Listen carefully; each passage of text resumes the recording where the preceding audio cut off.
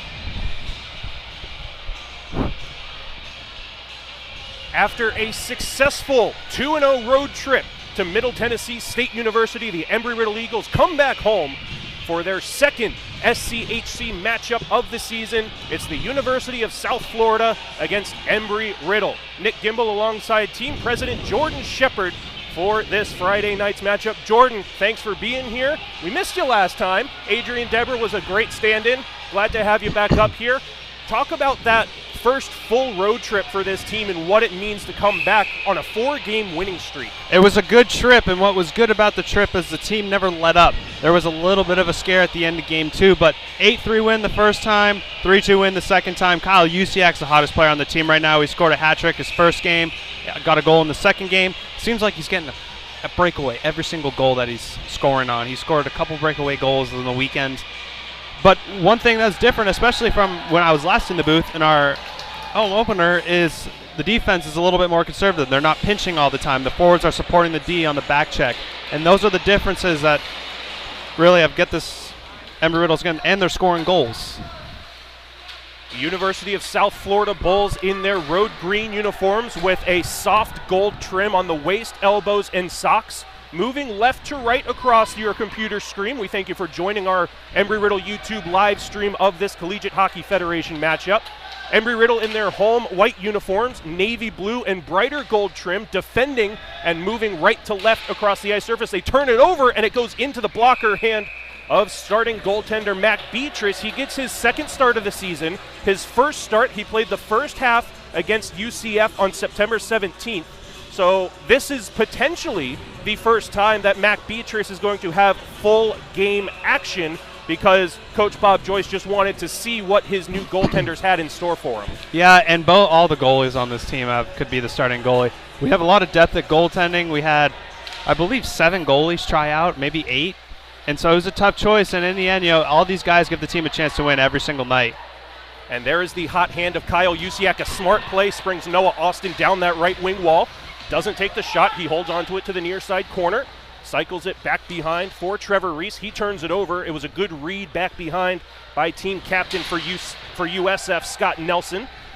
One of the many seniors on this Bulls squad.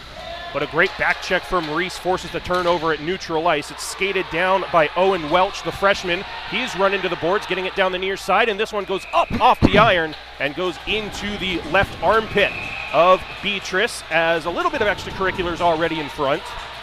But Jordan, I want to talk about how tight this SCHC conference is. We've got a 4-game winning streak for Embry-Riddle, 4-3 win and 3-1 win against UCF. But on the other side of that, USF had very, very tight games against UCF, a 4-3 win on the 24th and a 2-1 loss against UCF on the 25th in their home-and-home series. But 1-goal games between those two teams. It's setting up to be a very, very tight conference. And that's one thing with especially the move to the CHF, but even just the growth of the conference in the last 3 years I've been here. There's more players coming. The quality of play is getting better. Brantley Miller, a backhand saucer pass intended for Turner Kaufman, goes all the way to the corner. That line centered by Alex Fowler, tracing that puck into the near side corner, cycles down low, and a good play for Kaufman, gets it up high into the zone, leaves it for corner, sends it down below the goal line, and pressured hard by Fowler and Miller, but it's taken out by USF. Joseph Tamoyan, he can't clear it out. Brantley Miller on the forecheck, battles 1-on-2, gets support from Fowler in the battle, and he's going to come in with a high hit. And that might spring the first penalty kill of the game for Embry-Riddle. And that's the one thing that Bob Joyce preached day in and day out leading up to this game, is stay out of the box. And Embry-Riddle failing to do that early. Well, and that was the difference maker in Tennessee. They stayed out of the box. All the stuff after the whistle, they stayed out of it. Embry-Riddle, they got a bunch of power plays. And it's really something as simple as just keeping your hands down on a hit. These guys, it's just, common. When you hit somebody, you kind of push up. When you're pushing a guy, you got to keep those hands down. They're going to call you for roughing or a high hit every time. So we don't have the exact numbers on special teams, but it has been a major factor in how USF has come to their 2-2 record. A split in their Georgia road swing, a 3-1 loss against the University of Georgia, and then a 4-3 win against Georgia Tech. And then we already mentioned the weekend split last weekend against UCF. But Special teams has been a major factor in the first 5 games for Embry-Riddle and the first 4 games for USF, so we'll see how both teams manage this early special teams opportunity. USF brings it into their attacking end, down to the right of our broadcast booth, and excellent pressure from Jack Boken. And the puck goes into the net, but well after the whistle had blown. He's lucky he's not getting a penalty there. He knew the whistle went. But it was Jack Boken, the defenseman, following the play up all the way towards the blue line, forcing it out towards center. And his other defensive partner, Colin Bridges, made his way into the zone in an offside posture.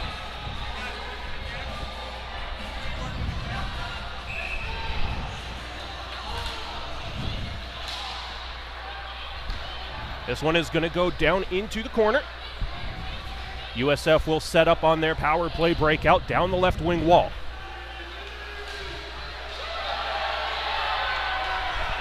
Taken all the way down, loose in front, forehand to backhand, and they score. Embry-Riddle's defense was in all sorts of misshapen ways in their defensive zone, and the Bulls strike first on the man advantage. That is going to be number 22, Kenneth Waitman, assistant captain, scoring his 2nd of the season. Well, we talked about it. You got to stay out of the box. And it's a back and forth game. It's a tight game. We see Jack Boken nearly gets a breakaway chance. Good defensive play. Just to get that puck just outside the zone, and then Ryan Wagenke was just a touch offside, and they go right down, put it in the back of your net. So Embry-Riddle in a 1-0 hole early. This one deflects off of a white sock and goes all the way down on goal for Mac Beatrice to cover with his right-handed catching glove.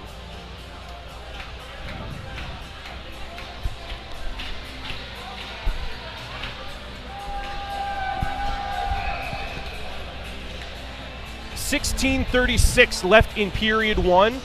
Embry-Riddle still with no official registered shot on goal on the scoreboard. 3.5 minutes into this game, and the Eagles are down 1-0. This one deflects up over the boards into the Embry-Riddle bench and out of play. So we will have a face-off just outside of the Embry-Riddle defensive zone. Matthew Richard gets the start in goal for USF. A 1-1 record. He had the loss against the University of Georgia and the win against the University of Central Florida. Icing will be called on this play. Wow, that was close. And we're already kind of seeing the effects of how impressive the 4-man system for the officials has been. Tonight we only have 1 linesman and 2 orange banders, so we're back to the ACHA referee standards. And it was the same in Tennessee as well. And it really comes down, I mean, and there was a play where Embry-Riddle scored a goal and ended up calling it off for goal interference. And I think just having the referee trying to be the linesman at the same time and then having to make a call, I think it, as a former official myself, it threw me off just a touch having to worry about the line and watch the play coming into the zone at the same time. Dumped into the attacking end by Embry-Riddle, but a great breakout pass by USF's defense corps. And they start their breakout through center, but it's Ryan Marks on the back check. Gets it to Kyle Usiak. He's got a 3-on-1. Usiak lets it fly just wide of the far side post. You think you're just as hot as he is. Every shot has a chance to go in. And a long-range shot goes into the glove hand, and here we go! Are they going to take both of them or just Talagani? Chase Talagani threw the hit late, but number 14 for USF, Jackson McVeigh, the sophomore, taking the extra penalty behind after the whistle, tried to sneak off to the bench afterwards, but the officials saw it. So instead of USF being on the power play for the 2nd time, we'll skate 4-on-4 for the next couple minutes. Well, and you got to be disciplined, and I don't know if it's the energy of the home crowd or if it's, but it always seems like the team plays with a little more edge in the home games, and sometimes sometimes you cross that line more than you think you do. Well, this is also a USF team that is trying to not only get a winning record for the 2nd time this season, but they're also trying to regain a little bit of pride from their Georgia road swing. There was a viral social media clip of the University of Georgia goaltender coming out a la Chris Osgood, taking off the legs of one of the USF players trying to come in on a breakaway. So that social media clip, I was down at ice level for pregame. That's still a conversation point within the rink today. So they're still trying to make themselves known as a team that's not going to be pushed around. They're calling USF for a penalty. USF's going to get a slashing penalty here. Is he taking both of them? He's just pointed to, looks like number 11 on USF. Kenneth Waitman, who has the go-ahead goal for USF, had his stick knocked out of his hands by Kyle Usiak. Or excuse me, it wasn't Usiak, it's Colin Bridges going to the penalty box. So it's a 4-on-3 power play for the Bulls, 15-12 left in period 1. There's going to be a lot of open ice. You got to stay confined in that triangle. And there's a good veteran core out for this penalty kill for Embry-Riddle. Kaufman taking the faceoff, wins it back to Boken, and the active defenseman springs a 2-on-1 shorthanded. Boken down the far side, toe drag, near side, score! Turner Kaufman, shorthanded, but the brilliance of Jack Boken gets Embry-Riddle tied at 1. Wow. That is Kaufman's first of the season, a shorthanded goal, but the offensive mind of Jack Boken, you were saying play conservative, he says no, I'm going down the ice on a 2-on-1 shorthanded. On a 4-on-3 penalty kill. I mean, that's unbelievable. And the toe drag, and what a beautiful pass. I have no words. And that gets the crowd right back into it. And Kaufman is right back on the forecheck and sends it down into the corner. USF starts their power play breakout. 4-on-3 is the on-ice man advantage. Boken strips possession away. He's harassed from behind. He skates it up the far side wall, but he can't clear it out. Bouncing puck in the slot, comes back up to the blue line. D-to-D pass comes over the near side blue line on the stick of Cameron King. Down the wall for Danila Mikheyev. Mikheyev into the corner. Long-range saucer pass finds the mark on the back door, but he missed it wide of the post. That was a really good look. And Embry-Riddle clears it down with 36 seconds left of 4-on-3 on ice in favor of USF, and then it'll be back to 5-on-4. Couple of stick handles at the blue line from Trevor Woodall, but the sophomore turns it over, and Embry-Riddle clears it all the way down. Bounces on goal. It looked like Vesa Toskala there for a second. Now the Bulls down the right wing wall. A saucer pass deflects off the outstretched stick of Alex Fowler, with the Bulls regained down below the goal line. They'll have a play up towards the top of the zone, but it's held onto on the near side. Stretch cross ice, left wing circle, centering pass goes through the crease. Near side for Woodall, and this one comes in front, but it's sticked wide by Keith Moss. This one goes off the outside of the net. That was slung in by Mikheyev. Now back behind Derek Costanzo. Lost it, but it comes out in front. Too many stick handles up high in the zone, and finally a backhander goes all the way down, courtesy of Andrew Mitchell. And that will be the end of USF's power play. We are back to 5-on-5, full and even strength. We are tied at 1 apiece. And a heavy collision brings the puck all the way back into the USF side of the ice. Backhander cross ice, bumped into the middle for speed. Alexander Rhodes breaks in towards the attacking end, comes into the high slot, and a bouncer cannot be settled down by Slazak. He sends it just through the crease to the far side. Now Sean Cardella lost his stick as it hit a little bit of a break in the boards, but he gets it back enough to regain possession in a 2-on-2 board battle. 12:30 left in period 1. We are tied at 1. Uh-oh. Bryce Corner doing a good job of letting up after the whistle, but the puck stayed along the boards for too long, says the officials. One of the things about home ice advantage in Daytona is the ice, especially down in that corner of the boards, it's kind of like angles down. It's slanted towards that yellow part of the boards down along the ice, and that's where Sean Cardella's stick got caught up, and that's why he lost it. But just as you were saying, Jordan, knowing where on this ice, it's not 100% flat. it's almost like different professional baseball ballparks. Kind of knowing if you hit it to deep right center, it might not go out, but if you hit it cross body to left field, it might have a better chance of going for a home run. But if you're in the offensive or defensive zone with that Zamdor entrance where the camera is facing now on the near side, you kind of know that if you can get that puck dug down, especially on a penalty kill, you can kill some time because it's very hard to get that puck loose. And it's even one thing is the boards as well. In Nashville, the boards were so lively. Use that to your advantage. Bounce the puck off the boards. Here's a 2-on-1 right here. Adrian Deborah settles the rolling puck down. He'll take the shot into the glove hand of Matthew Richard. No rebound given up.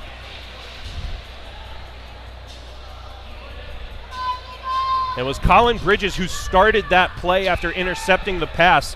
Personally, I'd like to see him make the simple cross-ice pass to the near side winger, but it's only crazy if it doesn't work, and he got that stretch pass onto the stick of Adrian Deborah. Deborah watches this one go past him, and it's dumped in by Kupperman. Jack Boken is first on it, cycles it to the near side, intended for Bridges. USF is going to be first on it, though. Bridges wins the battle, gets it to Lytle, but he turns it over in the high slot. Lytle in his feet, takes the hit, makes the play, gets it to the far side for Deborah. Another 2-on-1. Sorrell goes to the net. Deborah, a long-range shot. Good shot for the rebound, and it rolls just wide from Lytle. Back behind for Sorrell, tries to get it out in front. He's pressured by Nelson. Nelson starts the breakout for the Bulls. Good tape-to-tape pass in the middle, starting the breakout for Kupperman. He'll gain the red line and dump it in. Run into the boards by Andrew Mitchell. Good controlled breakout for the Eagles, and Lytle gains the red line and dumps it in. He'll peel off for a change. Scott Nelson, the captain for this Bulls team, starts the breakout. Cycling back towards his own end is Kevin Holman. The junior cycles it far side for Nelson.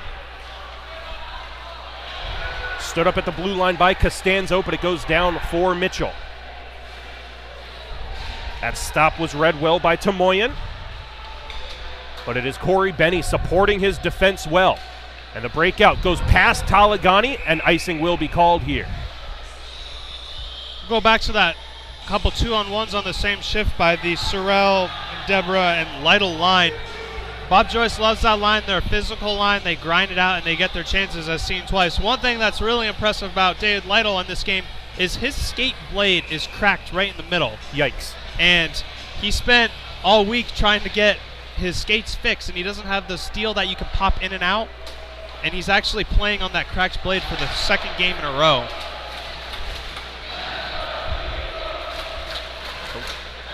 Talagani for Benny. Has Mark streaking through the middle, but a good dump in on goal is covered up. Matthew Richard noticing the pressure coming in on him. We're talking about David Lytle and his broken equipment. Sometimes that might help a player mentally, because now he's not necessarily trying to do too much. He knows that if he tries to do a couple of extra maneuvers with his feet, he might go down. So we'll see how it affects his mind and if he's able to make a solid first pass or maybe make a shorter, smarter play as opposed to necessarily trying to do too much. And it also puts in the kind of in the head like, I can't glide, I can't get complacent, I got to work for everything. UCX shoved down on the play. Gets back up and supplies the forecheck pressure.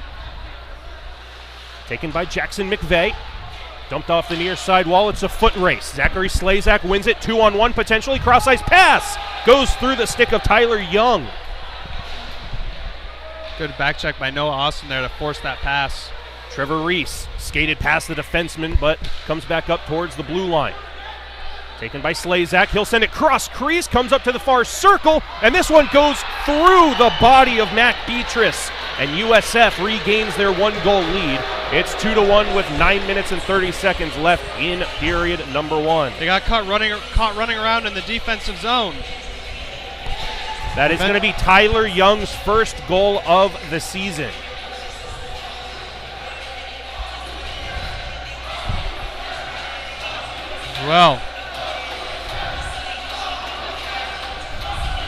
Well, we were talking about different baseball analogies. I'll throw another one out there. That one might have stung Beatrice with a little bit of a changeup there. He was expecting the fastball, and the changeup on the fan shot from Tyler Young just kind of trickled along the ice past his left pad. Yeah, and that really gets goalies, even at all levels. think a guy's going to come in and go roof on you, and he throws a little weak shot between your legs, and looks like that's exactly what happened there. Alex Fowler gathers the turnover in the neutral zone and dumps it around the boards to the near side. Cannot be held at the blue line by Boken. He's got a man in his back pocket. Hard pressure. Falling on the puck was Alexander Rhodes, but he gets back up and gets in the play. To the blue line for King. His long-range shot deflects to the far side corner. Logan Breen pinches in. The puck pinballs up towards the top of the zone, skated out by Brantley Miller, taking all of the ice that's given to him all the way down to the near corner. Finally taken over by Kevin Holman. And he'll take the ice that's given to him up the near side wall for Mikheyev. Mikheyev run into the boards by Boken. And this one goes off the left-handed blocker of Beatrice on the long-range shot from Rhodes. Almost a good chip off the board there by Brantley Miller, just a little too far. Bob Joyce, he's changed the lineup all season. This is the only line he's kept together because he likes the speed and the grit that they bring every single shift. Alex Fowler takes it off the far side wall, intended for Kaufman, but he's stripped of possession. This one comes down low. A deflected shot goes off the body of Beatrice. And Brantley Miller, dead tired at the end of his shift, fighting for every inch of the neutral zone. Takes a long-range slap shot in and out of the midsection of Richard, and the breakout for USF comes out towards center. Now Adrian Debra regroups with his defense. The far side for Mitchell. Throws it off the wall, back for Debra. Open ice down the near side. If Debra would have got some air under that puck, it would have found Lytle, but it does anyways for a centering pass. Ryan Wiganke was loose in the slot. Good look there by David Lytle. Lytle is first on that one to cycle back behind. Debra throws the body on the forecheck, as does Wiganke. An outstretched stick, and then a glove of Andrew Mitchell stops the play at the blue line. Here comes the transition for Wiganke, 1-on-3. Oh, Takes that's a heavy hip check as he tried to make the toe drag. That draws the eye of the USF bench. They've got a little bit of momentum now. And they're going to come out with it. Keith Moss down the near side over the blue line, cuts across the middle to the far circle. He'll let it fly, blocked in front by Benny on the back check. Smart play off the glass and out. USF on the neutral zone regroup. Bronikov with the breakout pass on the stick of Hultberg. Skates around Mitchell, dumps it into the corner again. Cameron King is on it, tries to force it out in front, can't get it there. Jackson McVeigh down into the corner. And we have a delayed penalty against Embry-Riddle that will be called. We have a cross-checking penalty. Let's see who it's on. So Embry-Riddle's going to go back on the penalty kill. Again, they got to stay out of the box. Looks like it's going to be Derek Costanzo. And Bob Joyce doesn't like it. You know, I was talking to Bob Joyce a lot during the preseason and during training camp, and I believe him, and I've seen him over the past couple of seasons. He's not one to yell at the officials or truly get into a screaming manner, but he is voicing his opinion that was not a call that he agrees with, but really what can you do? As this delayed offsides will allow Embry-Riddle to send it all the way down on goal and dumped into the near corner. 6.5 left in period one. USF with a 2-1 lead. And they'll start the power play breakout. Backhanded into an open area to the far side. Ryan Marks will have an opportunity to get it to Talagani. Bouncing at the blue line. Talagani makes the hit. Long-range shot goes into the glove hand of Matthew Richard, and he'll hang on. Talagani taking the body just after the USF defenseman made the play on the puck, so no interference. And Ryan Marks came in. Never a bad play to get the puck on net. Talagani, one of the players who actually was here last year and was on the team before we realized we weren't having a season. He's always brought speed. He's always brought grit, and he's brought a lot of skill to this team. And him and Ryan Marks have really built some chemistry together the last couple games. Talagani and Marks replaced by Reese and Austin on the remainder of this penalty kill. 1:10 left in Embry-Riddle's penalty kill efforts on the cross check to Derek Costanzo. Bryce Corner with a backhander over the glass and into the spare sticks behind the Embry-Riddle bench. Our equipment manager Luke Mitten's not going to be too happy about that. Just knocked all the sticks over. So that stops the clock with 5:49 left in period number 1. A 2-1 lead for the visiting Bulls. 1:05 left in Embry-Riddle's penalty kill efforts. They'll win the face-off, try to clear it out of the zone. On the third effort, they are successful.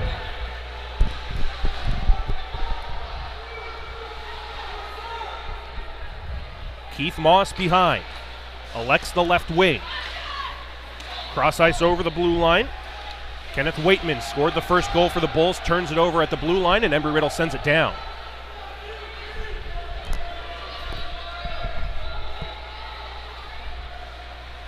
Now up the far side wall. It's intercepted nicely by Fowler. He's shorthanded down the far side into the circle, but he lost possession before he could get a shot away.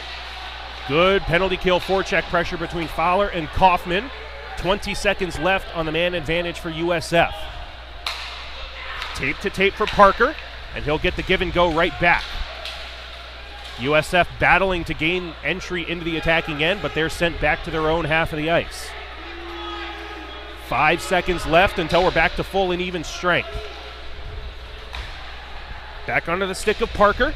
The drop pass at the blue line comes in front off the pad of Beatrice, and it's cleared out by Boken. Back to 5-on-5 full and even strength. Brantley Miller on the forecheck on the USF. Neutral zone regroup.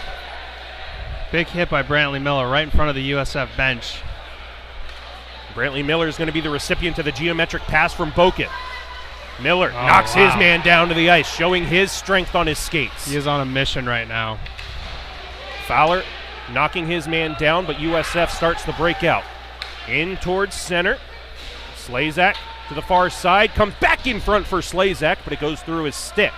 To the near half wall, Fowler throws his body weight. USF in the high slot.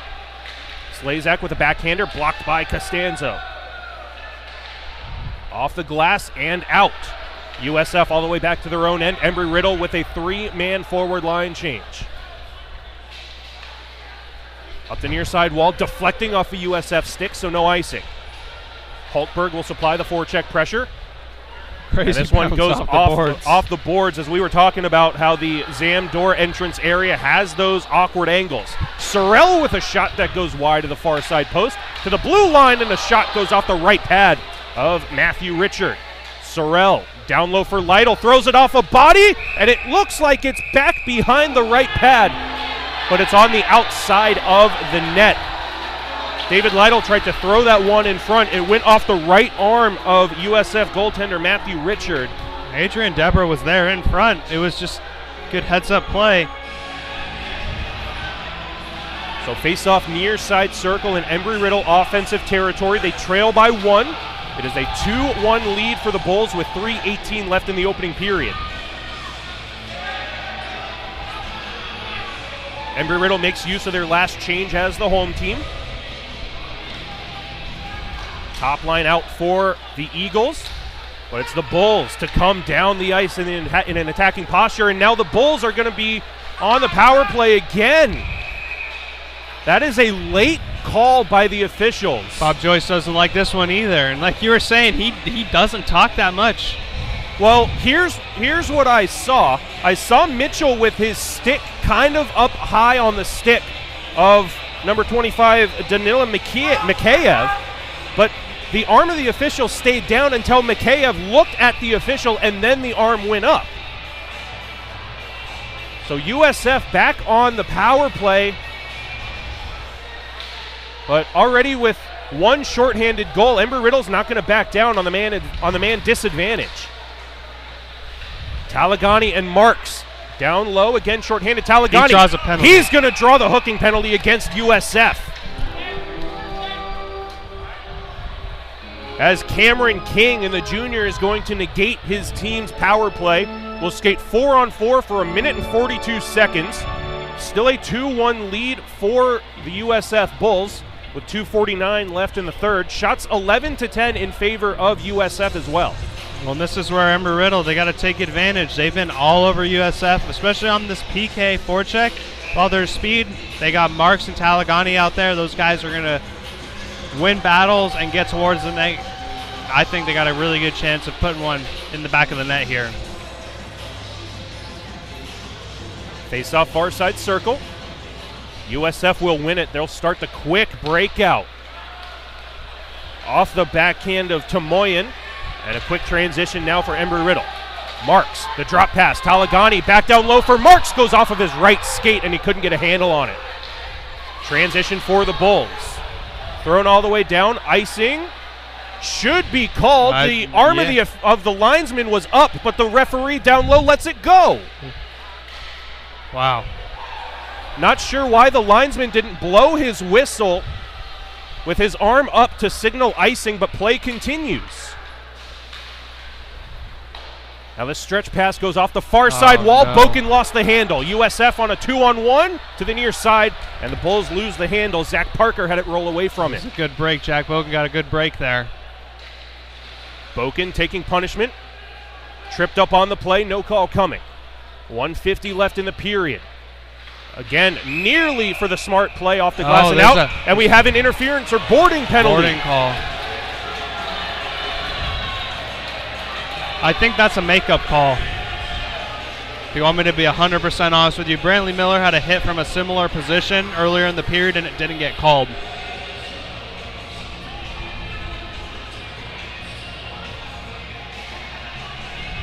Got to take advantage of this here. You got a bunch of open ice.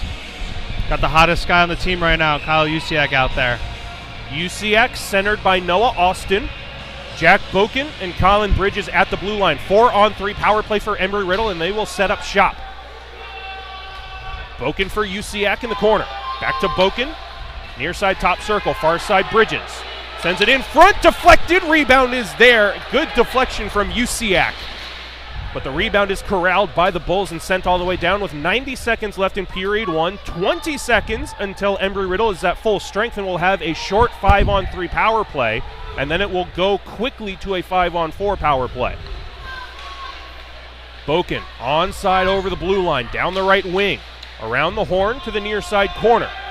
Has Bridges at the blue line. He'll get it to him. Hard pressure by the Bulls with a turnover. And 5-on-3 in favor of Embry-Riddle for the next 12 seconds. They'll set up from their own end. Under a minute to go in period one. 2-1 lead for the Bulls. Usiak taking the ice that's given to him. Down the far side wall. Tries to cut in front. Goes off the outside of the net. Kaufman pressures. Thrown off the glass. Hits a partition. Bryce Corner was tracking that puck up the glass, but it hits a partition and bounces past him towards center. So now it's Derek Costanzo. Doesn't have an option up the wall, so he holds on to it. Goes D to D for Fowler. 24 seconds left in the period. Bryce Corner. Below the goal line, Kaufman. Thrown in front through the crease off the stick of Miller. 12 seconds left in period one. Fowler comes out of the battle with it. Goes back along the boards. Gotta keep your hands down, Alex. Fowler very close to an elbow or cross-checking penalty, and the referee behind the play. And between the elbows and cross-checks, the holding penalty is the official call with a single second left in this period. And McKay's lucky he didn't get a penalty after the whistle. He slashed Alex Fowler's stick in frustration and was pointing out the official to call something. So the face-off will go all the way down to Embry-Riddle territory. It looks like there's a injured Embry-Riddle player on the... It looks like Cardello. He's still shaken up from that hit.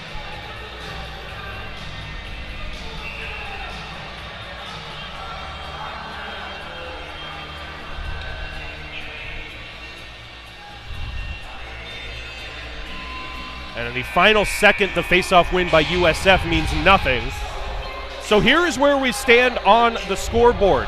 It is a 2-1 lead for the USF Bulls, visiting here in South Daytona. Kenneth Waitman and Tyler Young scoring for USF. Turner Kaufman shorthanded after a brilliant pass from Jack Boken on a 4-on-3 shorthanded play. 1 minute and 59 seconds left on the Alex Fowler holding penalty, and only 13 seconds left on USF's boarding penalty. So when we come back for the start of period number 2, Embry-Riddle and USF will be 4-on-4 on the ice, and then after 13 seconds, it will be a 5-on-4 power play for USF. But Jordan, good call, bad call, whatever you want to call it, Embry-Riddle still has to stay composed and play under what they can control. And a couple penalties there were just simply got to keep your hands down. And Bob Joyce, I assume, is going to say something about that in the locker room after everybody's in there. Well, we'll see how the second period goes. It's a tight game. Really can go either way in the second period. It's going to come down to special teams, just like every game has so far this year.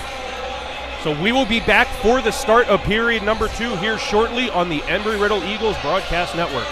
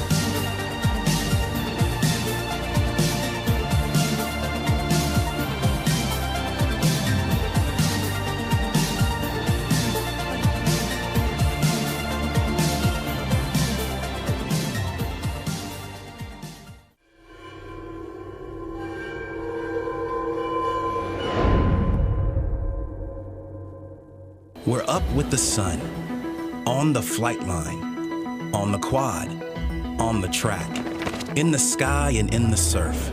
We are serious, intense, fearless. We work hard and we play harder. We are pioneers, travelers, adventurers, explorers. We build the bots, we put the roar in rockets. We tweak the code and we craft the apps. We plan it, we run it. If you can fly it, build it, or lead it, our alumni have done it. We built it, they came, and we're still growing from every state and more than 100 countries. We are the only, the best, the industry leaders, and we've only just begun. We're cranking our rankings to the next level. #1 in the conference. #1 in the classroom. We're making waves, competing on brand new planes. We're taking business, medicine, engineering, and flight into space. We teach it, we preach it, we help you reach it. Your dreams, your goals, extra focus, extra fast, extraordinary. Embry-Riddle.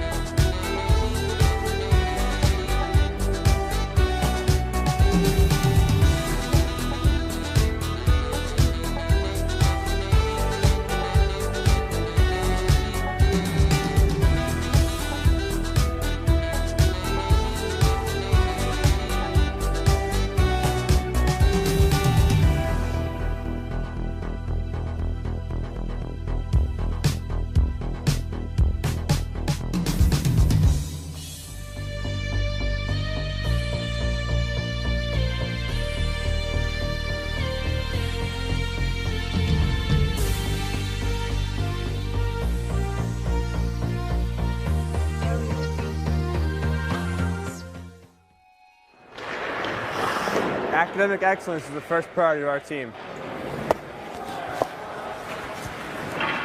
We're constantly learning about the game of hockey and building our hockey intelligence. In hockey, we learn critical skills that apply to our professional careers, such as perseverance, teamwork, leadership, communicating with others, and decision-making. We prioritize our coursework. We understand and value teamwork. We have a strong work ethic based on discipline and goal setting. We win through academic achievement. We win by triumphing over adversity. We win by conquering our goals.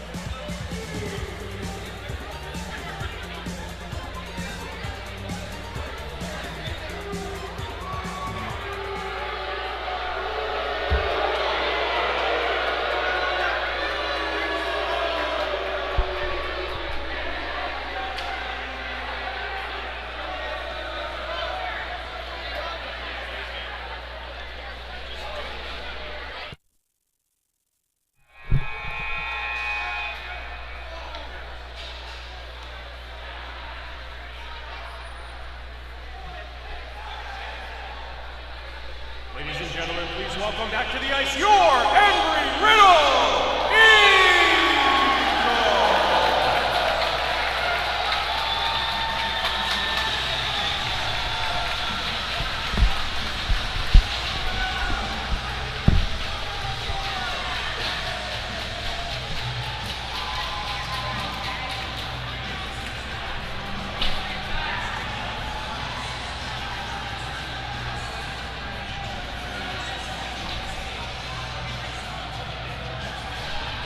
Period number 2 set to get underway from the Daytona Ice Arena.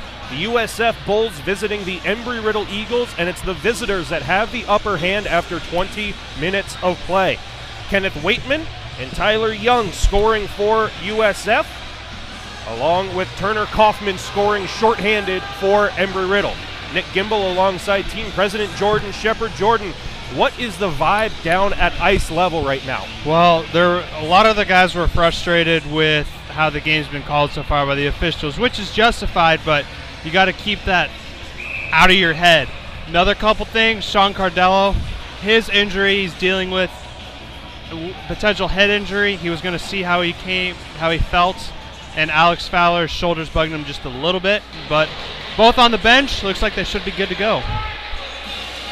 As we mentioned at the end of period number 1, we have some carryover penalties, so we start 4-on-4, but Embry-Riddle will be shorthanded in about 7 seconds, so they got to hold on to this puck until they can clear it out, but they turn it over, comes out in front, a backhander goes just wide of goaltender for Embry-Riddle, Matt Beatrice.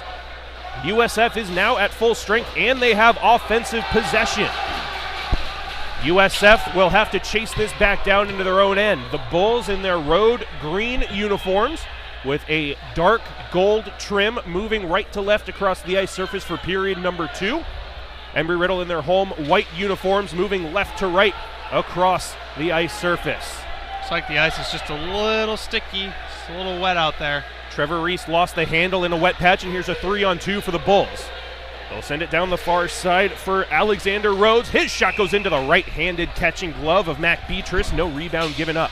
Bob Joyce told him in the locker room, got to stay out of the box. Same thing we've been saying up here.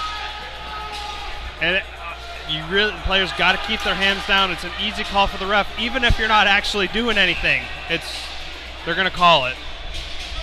And now the precedent has been set. So now at this point, it is kind of on the players to make sure that you play within the lines that have been set, that are hopefully continued on through the rest of this game by the officials, because now the precedent is set. It's not up to us or any of the players on how this game is called. You just got to play within the parameters that are set. Over the blue line, it stays onside. Into the glove hand of Beatrice, able to see that through a screen, and the shot came from Captain Scott Nelson. 18:40 left in period 2. 40 seconds left of Embry-Riddle penalty kill time. 2-1 lead for USF. Well, this is a big kill. You get this kill to start the period. You ride that momentum into the second half of this period. Try to even up this game. Big face-off win there for Noah Austin. Gets the puck down the ice. Senior goaltender Matthew Richards setting it up on a platter behind the USF net. And the Bulls will start their set power play breakout down the left wing wall for Waitman. Scored the first goal of the game for the Bulls. Andrew Mitchell taking a hit to rim it around the boards, but he can't clear it out. Reese on the penalty kill, forecheck pressure in his own end. There is Costanzo. So good to see him out on the ice battling 1-on-2, getting help from Reese. Pops out in front, a sharp angle shot goes off the glove hand of Beatrice, and the rebound up towards the blue line near side. Long range shot into the glove hand of Beatrice. The forward in front for USF, number 24, Zach Parker, peeled away from the sight line of Beatrice to try to deflect that shot. He didn't get a stick on it, so it went right into the glove hand of Beatrice because of that lack of screen, and we're back to 5-on-5 full and even strength. That's what's important on any PK is if you got to keep the front of the net clear. Let your goalie see those shots from the point. So 5-on-5 full and even strength. USF with offensive zone presence, and a shot for a rebound makes its way to the high slot, taken by Brantley Miller. Holds on to it. He had a 3-on-2. And he dumped it in. 17:42 left in the second period. A long-range rainbow shot goes into the left-handed catching glove of Matthew Richard. That one off the stick of Sean Cardello from the long-range blue line shot. Good to see him on the ice.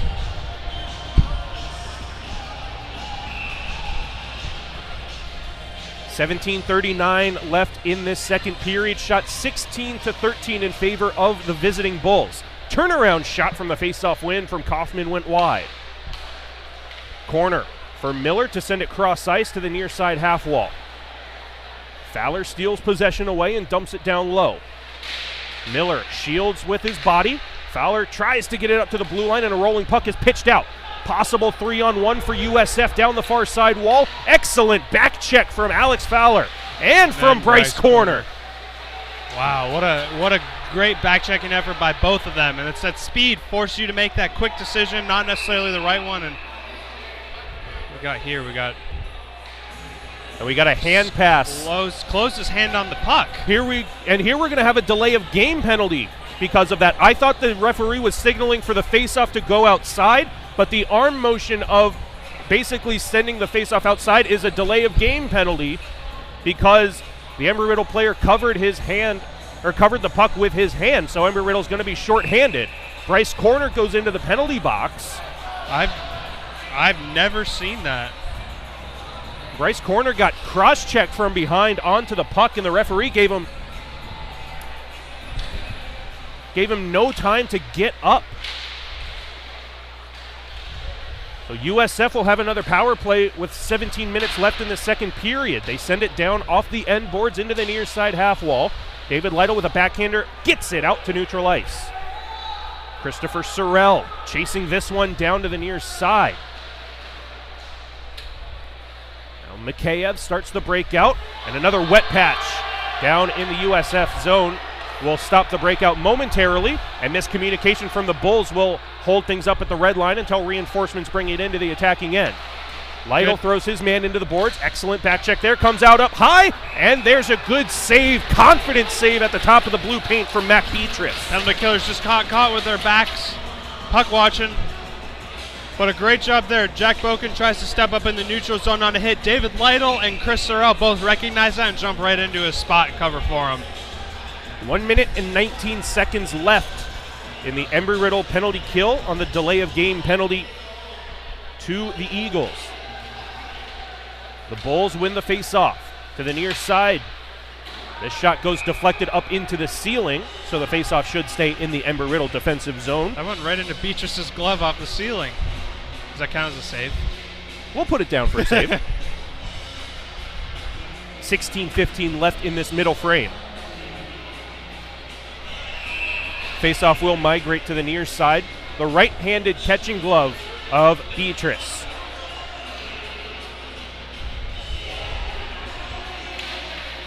Marks with the face-off win. Bridges will use the pitching wedge to send it off the glass, but not out. Marks using the body, but again, USF holds the line. The far side corner, all the way up to the blue line. Holding on to it is Kevin Holman. He'll send it into the corner. Holman gets it back at the blue line. Jack Boken hard on the penalty kill, gets it back from Deborah, but it's knocked away at the red line. Jack Boken was the one who sprung a 2-on-1 shorthanded, and Beatrice will cover that loose puck, thwarting a possible 3-on-none down low. There's a point where you got to try the game, but also a point where you just got to get the puck out of the zone. Yeah, and there was nearly a chance there. Ryan Marks nearly found Jack Boken actually behind all the defense, but I remember too, you're on a PK.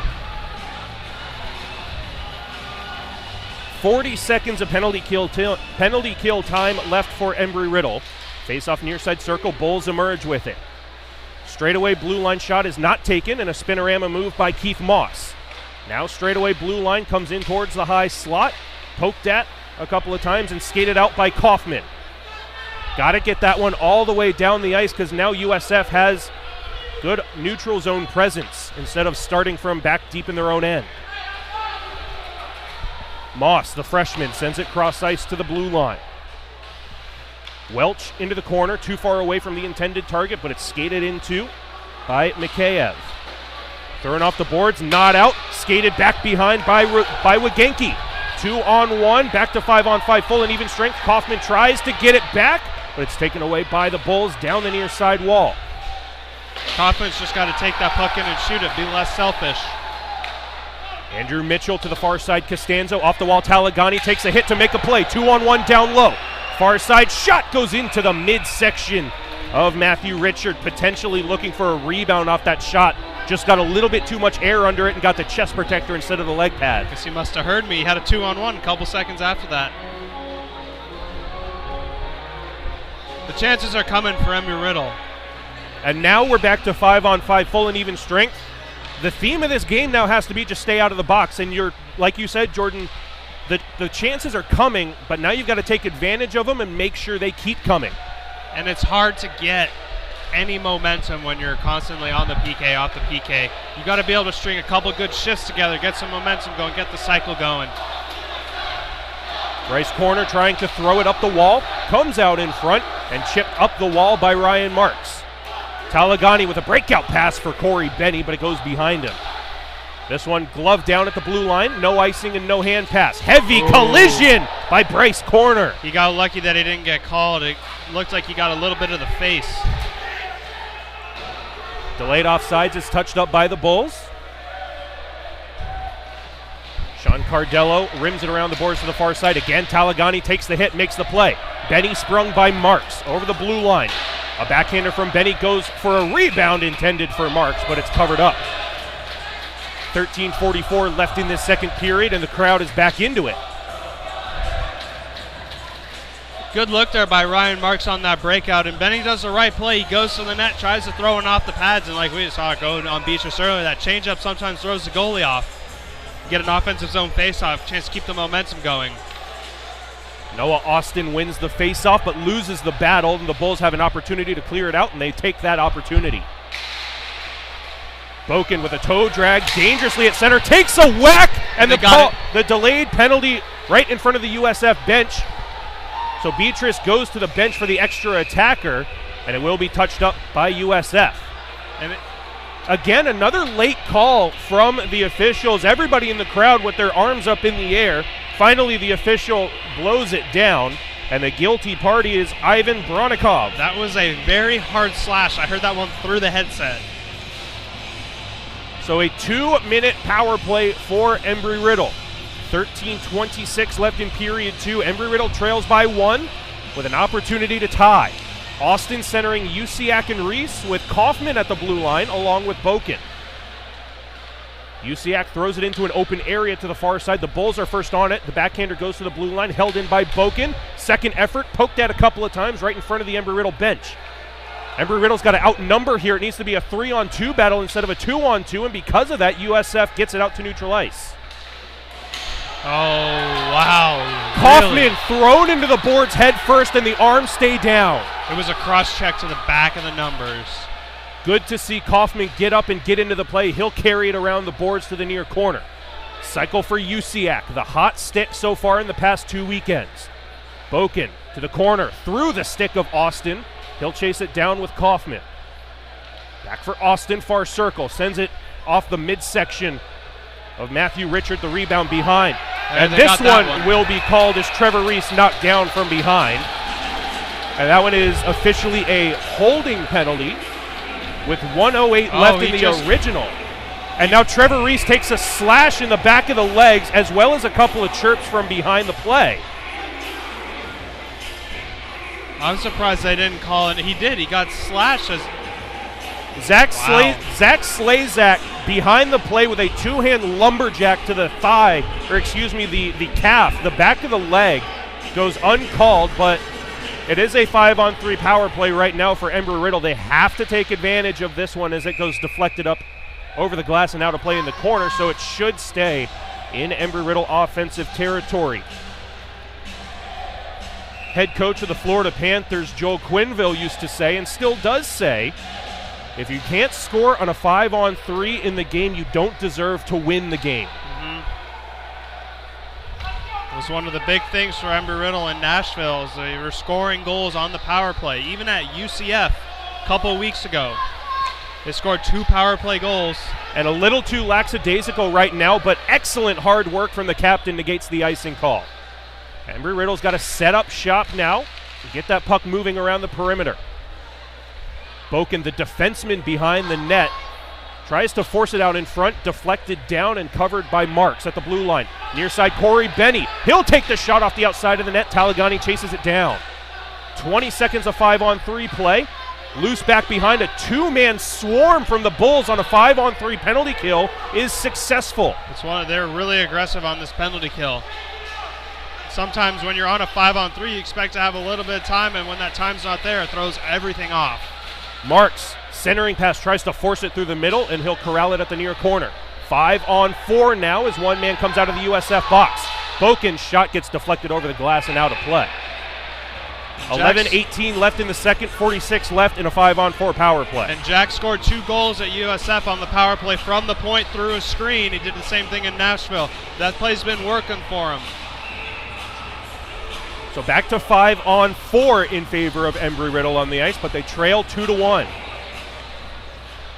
Thrown off the glass, off the body of Mitchell and all the way down. Derek Costanzo pressured behind the net. Sends it up the near side wall for Mitchell. 2 players stuck behind the play for USF. Mitchell off a body. Costanzo following the play. His shot blocked and cleared down by the Bulls. Usiak, first man back. Up the near side wall for Mitchell. Has a play in the middle. Tape to tape for Noah Austin. Austin centering. Pass for Usiak. Backdoor, but it rolled past him. Trevor Reese with help behind with Austin. 6 seconds left on the power play. Reese trying to dig it out, can't get it to the blue line, but he tries to get possession back. This one will not go for an icing call because USF won the race to the dots after their penalty had expired. So Embry-Riddle unsuccessful on the 5-on-3 man advantage, and USF is going to try to take advantage of a little bit of momentum off the penalty kill. Chipped out by Usiak.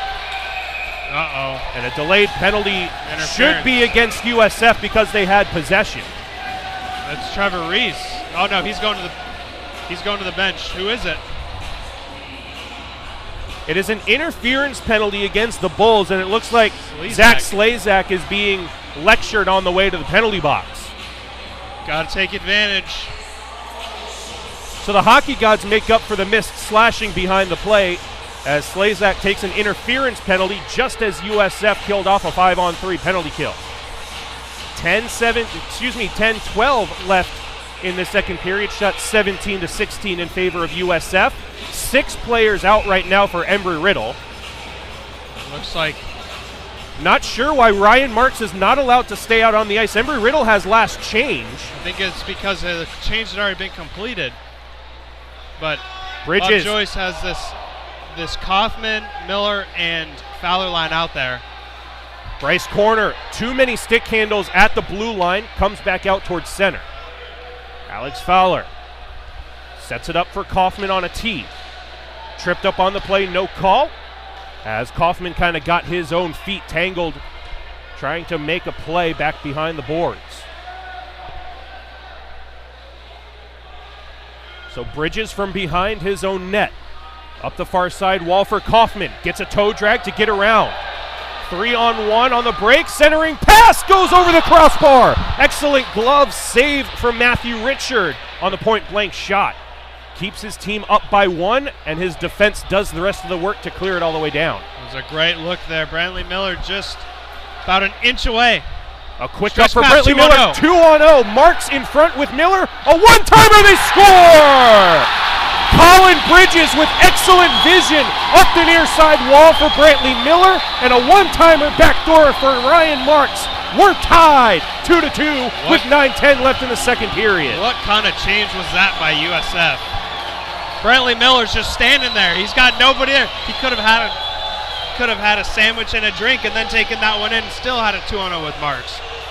Great heads-up play by Colin Bridges.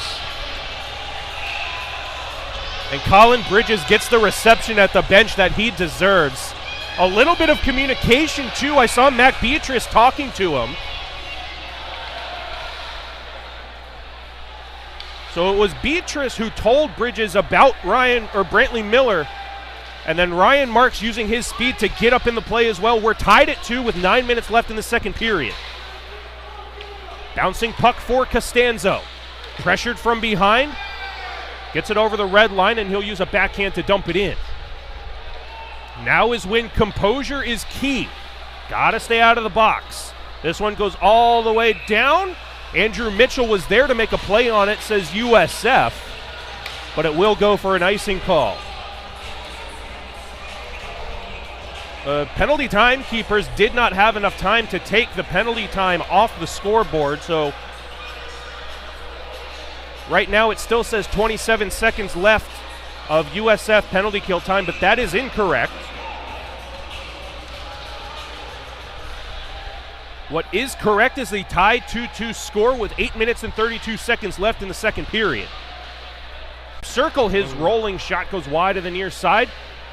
Andrew Mitchell pinching at the blue line, nearly a dangerous play, but it comes on the stick of Lytle, gets it down low, to one-timer for Sorrell, goes wide. Maybe off the right pad of Richard. This line has had chances all night. This one goes off of a hanging ceiling light, goes all the way back down into the USF defensive zone with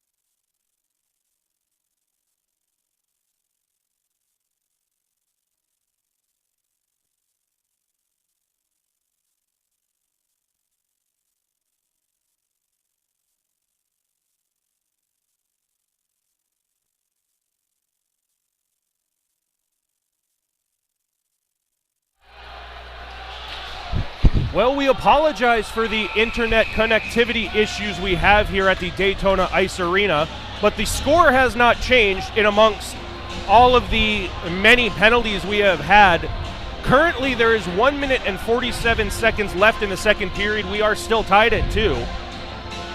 Bryce Corner on that hit in the neutral zone got a 5-minute major with no game misconduct. And then with about 30 seconds into that 5-minute major power play for USF, they took 2 minor penalties at the same time, so Embry-Riddle actually had a 4-on-3 power play for 2 minutes.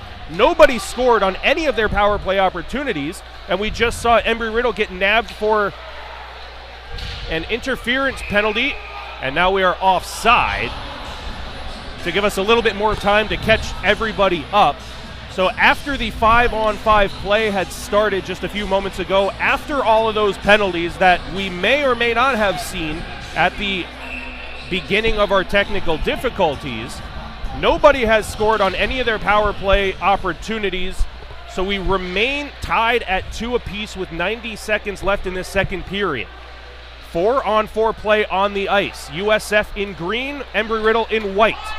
2-on-3 rush for the Bulls. Ryan marks a diving back check and a centering pass intercepted by Talagani. Bryce Corner through the skates of Talagani, and he'll cycle away from the pressure of Kenneth Waitman. This one thrown all the way down. This will be an icing call against Embry-Riddle as we are at even strength with 1 minute and 5 seconds left in this second period. 0. Well, it's been an interesting period, and like we didn't have any connectivity. We had the connectivity issues, but really kind of a lackluster effort from both power plays. While we were gone, it was a full 2 minutes of 4-on-3 for Embry-Riddle, no goals. USF had power play 5-on-4, no goals. Here's Ryan Marks. Ryan Marks with a breakaway at the end of the second period. Glove save is made by Matthew Richard, keeps the game tied. Wow. Now USF on their break down the near side. The drop pass towards the top of the circle goes back down low to Rhodes. Rhodes with the pass around the boards to Cameron King on the far side. He's taken out of the play by Trevor Reese. Straightaway shot comes to the near side for a one-timer off the wall. Goes off the glove hand of Mac Beatrice, who made a couple of spectacular saves in our internet outage. PK now for Embry-Riddle. Got to close out this period. 23 seconds left in period 2. Embry-Riddle trying to get to the second intermission. Pass is knocked down by Reese, goes on to a green stick. Long shot blocked away by Costanzo. Reese comes in to support. He has an opportunity to clear, and the bouncer goes all the way down. That should be the end of this middle frame with only 3 seconds left in it, and the pass to the near side will do just that. So once again, we want to thank everybody for hanging with us during the connectivity issues with the internet here at the Daytona Ice Arena, but we did not miss anything really important on the scoreboard. Just a couple of penalties here and there. It is still 2-2, a tie game between Embry-Riddle and USF. But Jordan, Embry-Riddle won the period. They came out on top of the period 1-0. But like you said, it was a very discombobulated effort for both teams. It honestly could be 5-2 either team right now with how the chances were with special teams and with, it looks like the officials are pointing at somebody off the ice. They're pointing at a fan, telling him to kick him out.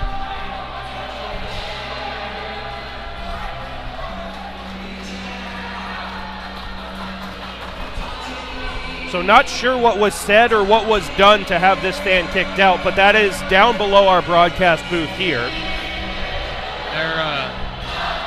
But as the crowd serenades Sweet Caroline to the empty sheet of ice at the Daytona Ice Arena, we will head to the second intermission, tied at 2 apiece between the Embry-Riddle Eagles and the USF Bulls, tied at 2 apiece. It looks like they got Vice President Matt Freiling, and now Bob Joyce is down there.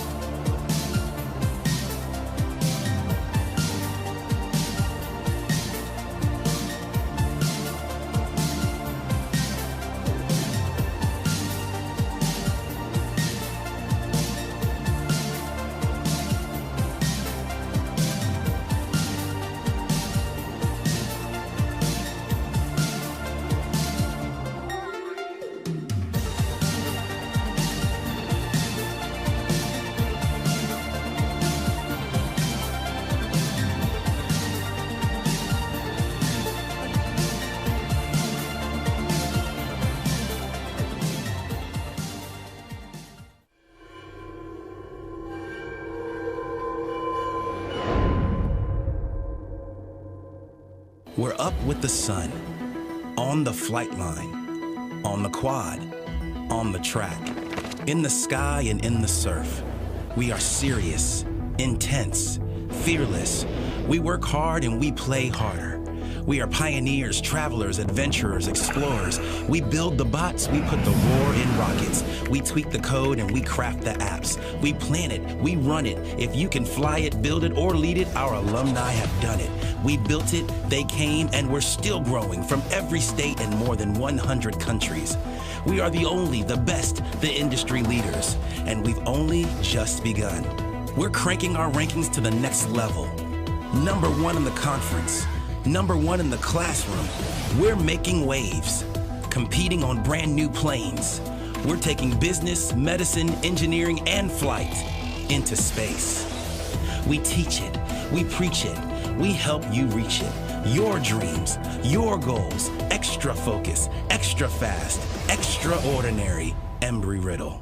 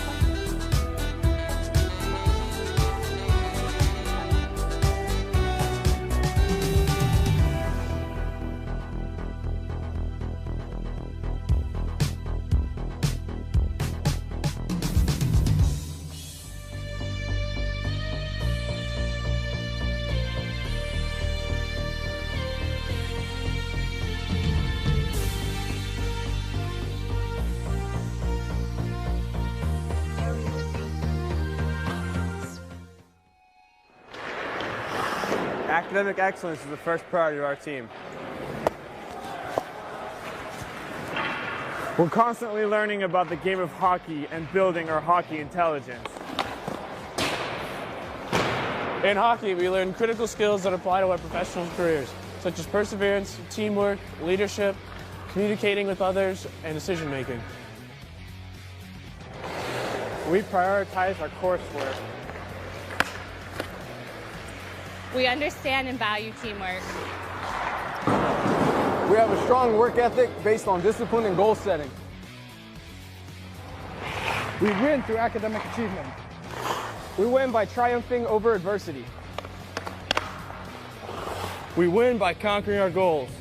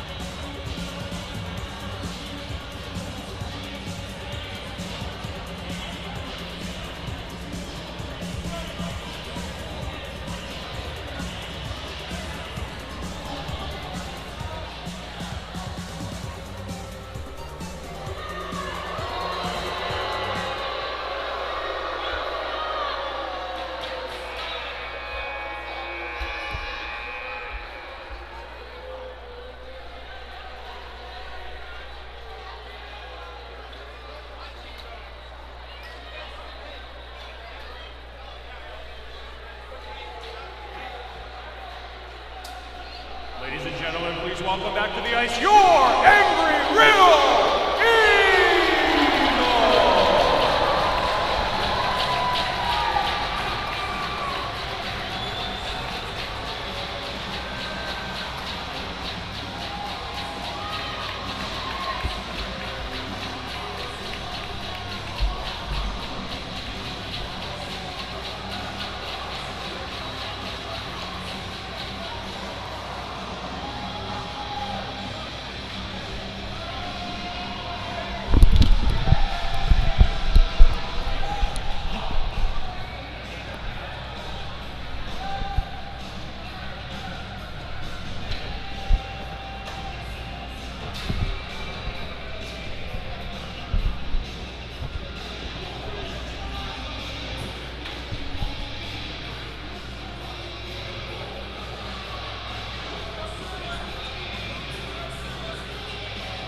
Period number 3 set to get underway. We are tied at 2 apiece between the University of South Florida and Embry-Riddle here from the Daytona Ice Arena in South Daytona.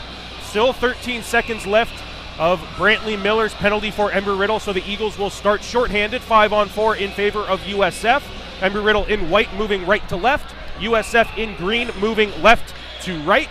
We are tied at 2 apiece. Nick Gimbel alongside Jordan Shepard.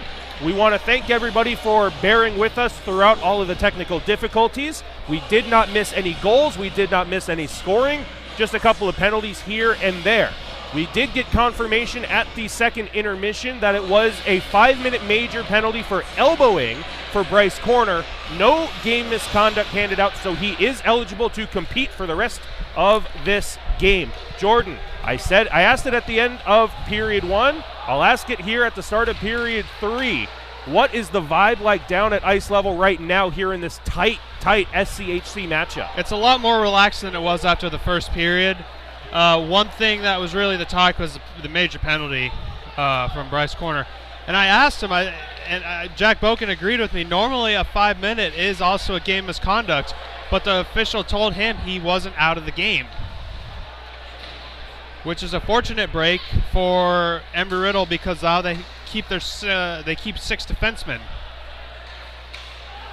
Corey Benny skating down the right wing wall over a patch of wet ice. Gets it to Marks. Up top to Boken at the blue line. His shot rainbows over the crossbar. Comes out in front to Talagani. But he misses it over in a wet patch. Again, that puck is just stuck at the bottom of the circle. Finally, Talagani peels it out. Talagani trying to corral it out of the near side corner. 2-a-side battle. Benny comes in and steals it away. USF gets it right back. Throws it off the glass, takes the partition, out towards the high slot, and USF clears it all the way down. Not enough for an icing call. Again, that ice just picking that puck off a player's sticks, and USF takes advantage. Wow, unbelievable. Jack Boken lost the stick on a patch of water on the ice, and it was taken by Danila Mikheyev, and he shot a rocket over the far side glove hand of Mac Beatrice, and USF regains their 1-goal lead, 3-2. Well, that's how you take advantage. I mean, it goes both ways. Unfortunately, Embry-Riddle was possessing the puck in the USF offensive zone, so they were getting the bad breaks, and then Jack Boken's trying to make a breakout pass that gets stuck. USF's right there. Just a bad break. Over the blue line, USF comes back in. They'll send one off the near side post. Nearly a 2-goal lead for the Bulls. Wow, what a shot. USF is swarming right now. Dumped off a couple of sticks to the far side half wall. This one comes off the left pad of Beatrice. Rebound skated on the stick of Trevor Reese, but he lost his footing, and it goes into the right-handed glove of Beatrice, who has seen enough.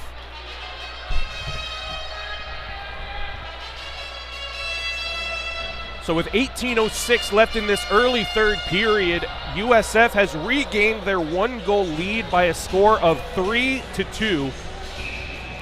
Danila Mikheyev just taking advantage of the opportunity given to him, and it was just a beautiful shot over the right-handed glove of Beatrice. He was out at the top of his crease. He cut down the angle, but sometimes you got to give credit to the shooter. It was a good shot, and then he went down and hit the near side post. Riddle's got to kind of settle things down a little bit. Cardello gains the red line, dumps it cross corner to the near side. Brantley Miller taking a hit to try to maintain possession down in the corner. Can't do it. Bulls on the breakout. Goes off the stick of Fowler, out towards the blue line, not out. Brantley Miller with the steal, throws a shot with the pitching wedge over the glass and out of play, undeflected. So we'll see where they spot the faceoff with 17:39 left in the third period. Well, sometimes you get those breaks, but you just got to keep grinding through those. And I mean, Bob Joyce got this third line out there. He's kept it together all season long. They've been consistent. Looking for them to give him a spark. Miller trying to walk out, throws his man to the ice. Kaufman gets it to the blue line. Costanzo sends a shot deflected to the near corner. USF will throw it off the glass and through the skates of Fowler. USF sends it all the way down, no icing. Play continues for Sean Cardello. Cardello peels it away off the boards up the near side wall. Miller tries to force it cross ice, goes off a green jersey, and his second attempt goes off of Zach Slazak. Eventually the third effort is skated down by Bryce Corner. Down low for Kaufman. A 1-on-2 battle in favor of USF. There's no support for Kaufman as his team makes some line changes. Finally Fowler comes in, but USF outnumbering on the battle and they come away with possession. Great job there by Turner Kaufman. He's getting outman 3-1. He's still holding that puck in the zone. Now Brittle's back.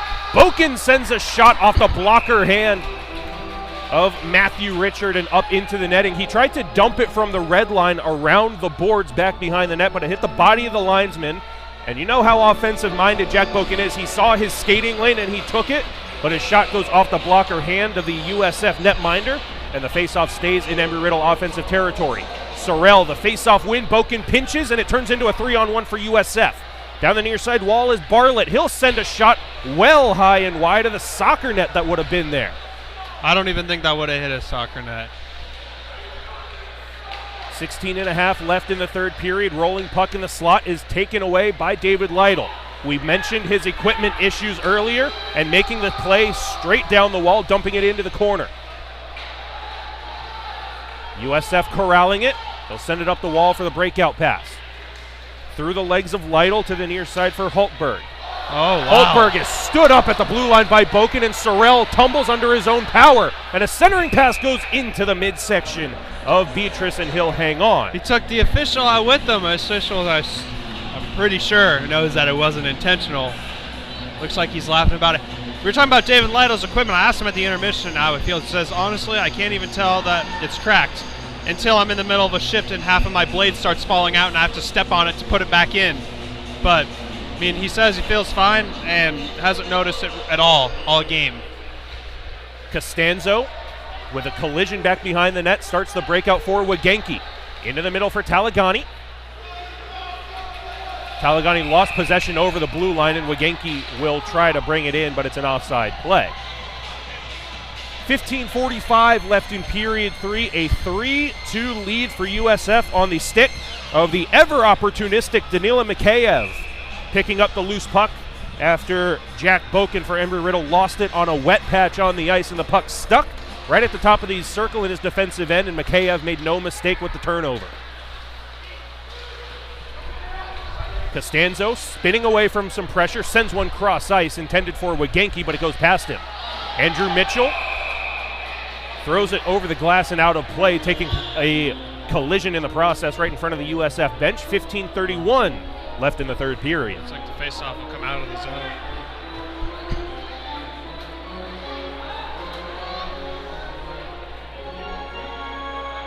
Looks like the linesman's going to. Looks like there's a trainer on the bench to get a puck. Kind of an important piece of equipment to play the sport. I guess so. Face off right in front of the Bulls bench. Andrew Mitchell. Tape-to-tape pass for Derek Costanzo, who rims it around the boards. Dumped up the far side at the half wall. Marks can't keep it in. Costanzo at the red line. Patiently waits for an avenue to get it to Andrew Mitchell. Dumps it in, but not all the way. This one will go for no icing, says the official. They'll say it deflected. Plenty of time for Embry-Riddle, though, to set up their breakout. Mitchell for Costanzo below the goal line. Got to start going north-south. Wagenki and Marks standing still at the red line will turn it over, and USF now takes over. But Talagani steals it away for Embry-Riddle momentarily, but it's skated back out by McVeigh. McVeigh's centering pass goes towards the front of the net, and a diving poke check. And he went into the boards head first, and they're calling for the trainer right away. Derek Costanzo is going to be taken for tripping. And as you said, that USF player went all the way into the boards.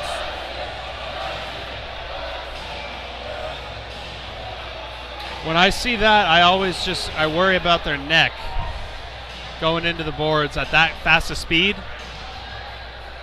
And again, no ill will or ill intent on that diving poke check from Costanzo. He got the puck first on the diving poke check, but in the process got the skates out from that USF player who is on his back. So we do not know who it is. As soon as we get a number, we will update you at home. Right now, it is a 2-minute minor penalty for tripping. They just sent the bag out right now. And as unfortunate, as violent as the collision is, that is realistically the correct penalty call. It was not a hit from behind headfirst into the boards. It was not a cross check. It was simply a trip in the process of a defensive play.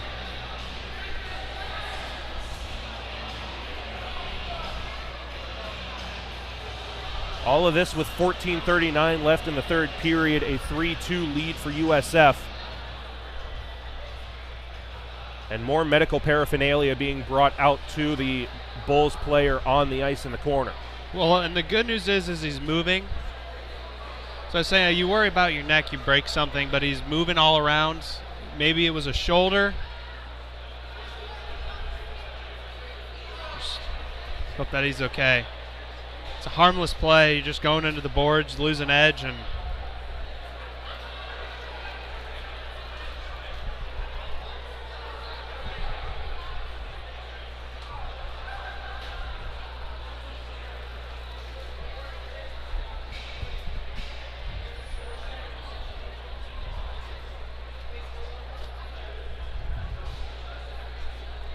so once again, as it stands, Derek Costanzo in the penalty box for Embry-Riddle, taking out the legs of one of the USF players on a partial breakaway, inadvertent diving for a poke check, just got the legs of the Bull player, diving awkwardly into the boards head first.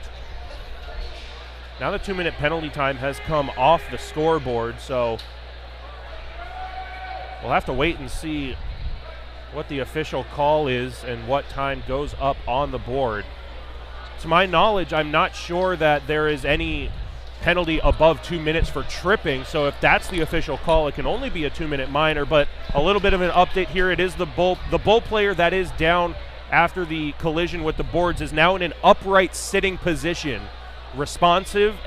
He's able to move his arms, his legs. He looks to be having good conversation with the medical staff and his team supporting around him.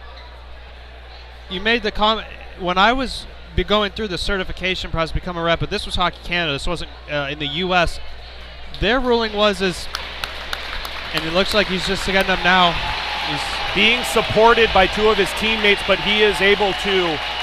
And the officials got to tell him to get off the ice. He was trying to go back to the bench. One of the things that there is, any penalty that results in an injury is an automatic 5 in a game. And the example they used, ironically, was if you trip a guy, he goes into the boards and breaks his arm. Even though it was only a trip, it was a 5-minute game. I don't think that's the rules here, like you were saying. But it'll be interesting because there isn't anything on the board right now. It is Alexander Rhodes, the graduate student and assistant captain for the USF Bulls. 2 goals and 1 assist on the season, a massive part of this Bulls team. When any one of your players on your team goes down, you always have pause for concern, but when it's a player of that stature for the USF Bulls, that just draws so much eye to the attention of everything happening. But as we were just talking about, Alex Rhodes out of this game after being helped to the locker room after the collision with the end boards.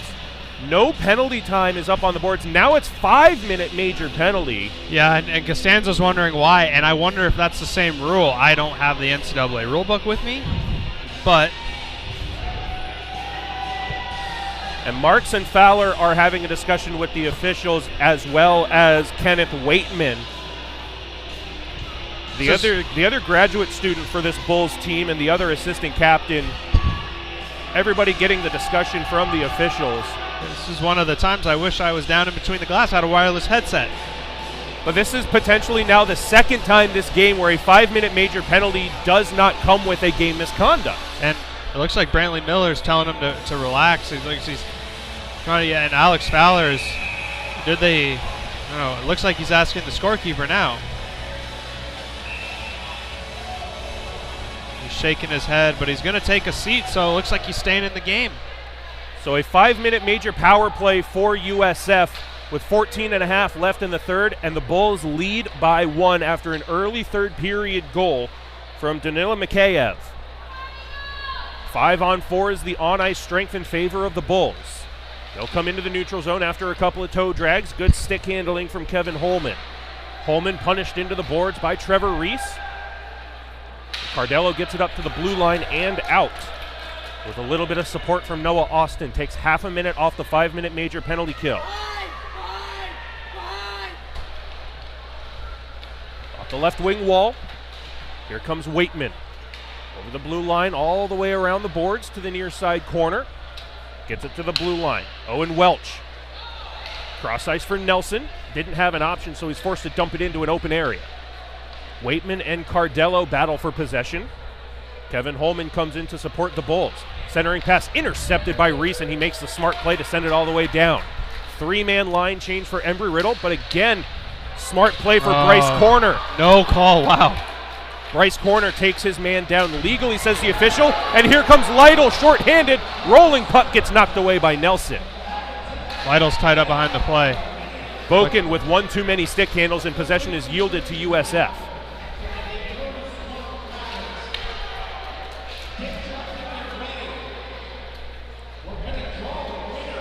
So Nelson, the captain for USF, leaves it behind. He'll peel off for a change. Up the near side for Woodall. Woodall gets it into the corner around Jack Boken. USF will set up shop at the blue line. To the high circle. This one blockered back behind.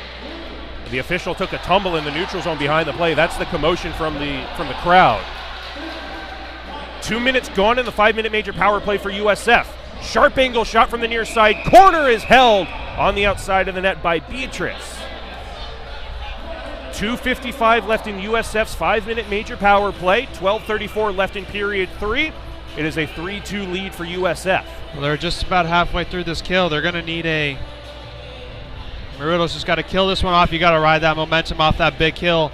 Try to tie this game up. It's really deflating sometimes when you get a penalty like that just off of an accidental play. Kind of slows everything down. And for USF, you want to go out and win this game for your team. And for Embry-Riddle, you want to go out and tie this for your teammate that's in the box for 5 minutes on a freak play. Good shot block off the shin pads of Corner. Rebound is cleared by Ryan Marks, and he wants a line change. He'll be replaced by Brantley Miller. Fowler stays out. Fowler's going to force the issue, but he doesn't chase behind the net. Smart play.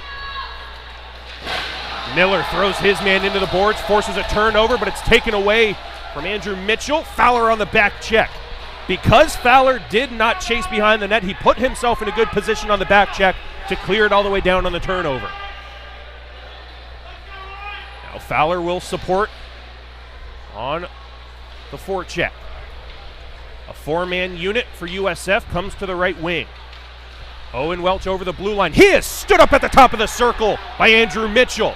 Fowler takes over possession. Take your time. You don't need to send it down the ice. Fowler going to take it 1-on-4, but one too many toe drags and possession yielded. 1:46 left in Embry-Riddle's 5-on-4 major penalty kill. USF out of the zone. Over the blue line in an offside position. And he's talking to the official right now. He just pointed, I think he said just go to your bench.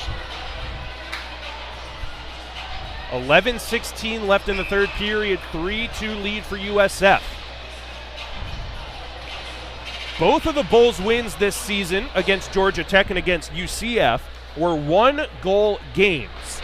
4-3 wins over their opponents, and that is the margin of error right now, is a 1-goal lead for this Bulls team. And this SCHC conference just proving to be one of the tightest conferences in the entire Collegiate Hockey Federation.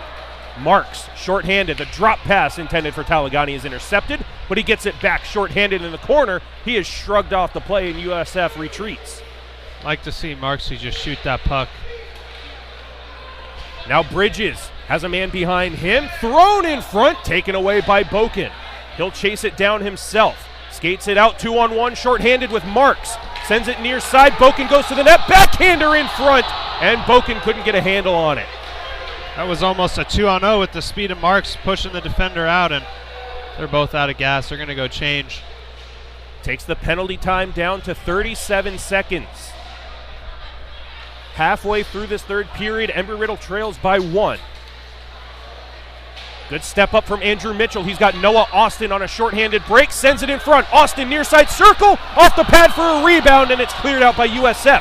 Now it's a foot race all the way down. Cardello's going to win it, and he'll send it towards USF ice. And it's cleared the rest of the way. That should be the end of Embry-Riddle's penalty kill. They kill off the 5-minute major penalty for Derek Costanzo. We are back to 5-on-5 full and even strength as of now. Embry-Riddle has killed it off. Huge kill. Now they've got to take care of the momentum. UCF tripped up on the play. Penalty behind the play. Embry-Riddle on the power play. And you know what? That's the hottest player on the team. That may have saved the tying goal. It may have been inadvertent, but it may have saved the tying goal. UCF gets a chance on a breakaway with less than 10 minutes in the third period. He's going to stay out there on this power play, it looks like. He had the fresh legs, too. He's the one who subbed in for Derek Costanzo out of the penalty box. So it may not have been on purpose. It was a tripping penalty, but he may have saved the tying goal. Looks like there's a timeout.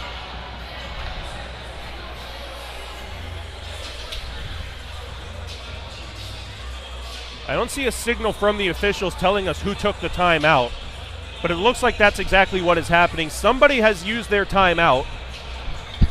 9 minutes and 30 seconds left in the third period. A fresh 2-minute power play for Embry-Riddle. As much as they have the momentum, Jordan, killing off the 5-minute major penalty, the crowd is kind of subdued at the moment. So what needs to happen other than the goal that would be the obvious answer?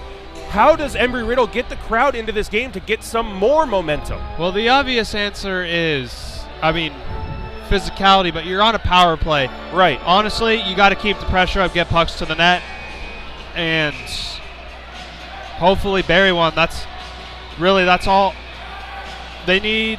Not necessarily not focus on the crowd, but really you just got to focus on tying this game up.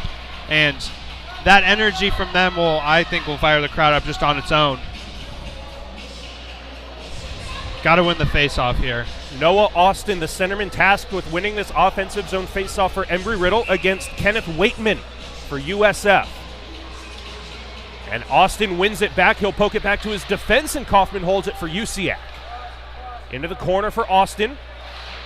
Pokes it along for Trevor Reese. Reese is tied up by Logan Breen. Reese gets it behind. Austin has Bridges at the blue line, but he elects to go down low for Reese. Holding on to it, around to the far corner. Centering pass intended for Austin is intercepted and cleared all the way down. No line changes in the process. 30 seconds gone in Embry-Riddle's 2-minute power play. 8:53 left in the third period. Embry-Riddle trails 3-2. Good centering pass on the stick of Trevor Reese. Wow. Gets around one defenseman. He'll send it in front for UCF. Deflected in for Noah Austin. His shot blocked away. Good pinch in from Turner Kaufman. And Reese gets it behind for UCF, but it's too far away from him. USF smartly into an open area around the boards and all the way down, and USF will make a wholesale line change. And Embry-Riddle will make a line change at forward on the power play. Turner Kaufman tripped up on the play. 5-on-3 power play for 52 seconds. Well, we said it after the first period, special teams is going to be the difference, and right now this is where it's going to come down. This will be Embry-Riddle's second 5-on-3 power play.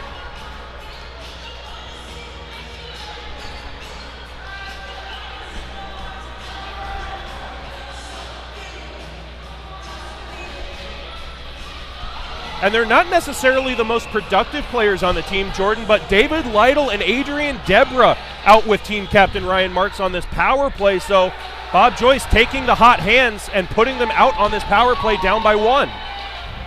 Boken to the blue line. Bridges sends it cross ice for Lytle. He'll send it off the post. Debra gets it to Lytle. A rolling puck up to the blue line, and it's held in by Bridges. Boken straight away. His shot blocked away. He's got to send that away. To the blue line, Bridges, back near side, Boken. Cross ice pass. Debra has it bounce over his stick. 19 seconds of 5-on-3 power play time. Bridges for Boken. Straight away, blue line. Has Lytle near side circle. He'll take the shot, deflected by a USF stick over the glass and out of play. And our audio technician blows the goal horn. I mean, it did hit the net. Yeah, I guess it hit just the wrong net. 8 seconds left of 5-on-3 power play time. Then it will be 5-on-4 in favor of Embry-Riddle for 1 minute and 8 seconds. 7:38 left in the third period. Embry-Riddle needs 1 to tie. Kaufman with the face-off win for Boken. D-to-D Bridges. He'll take the shot into the glove hand of Matthew Richard. Snags it out of the air, no rebound. So an update on Alexander Rhodes, a player who left the game with the injury from USF. Word is it's a back injury, but he's going to be fine, according to the training staff here at the game, which is good to hear. Very good to hear. Unfortunately, we don't expect him to be back out on the ice. We wish him the best, as both of these teams will be playing tomorrow at Advent Health Center Ice in Wesley Chapel. Boken, near side half wall for Miller, sends it in front off the stick of Matthew Richard as Alex Fowler was screening. It popped up in the air and right into the glove hand of Richard.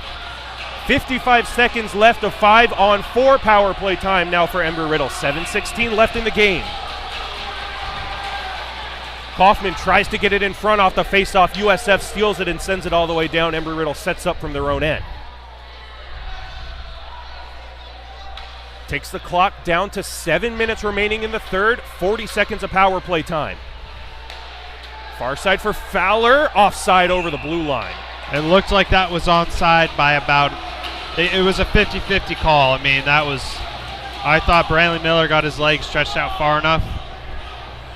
One thing I wonder is if the NHL rule change with the blue line becoming a vertical plane, if that's shifted into the CHF rulebook as well. Oh, you're going to give us homework to do, huh? Onside play, but USF gets it back out towards center and all the way down.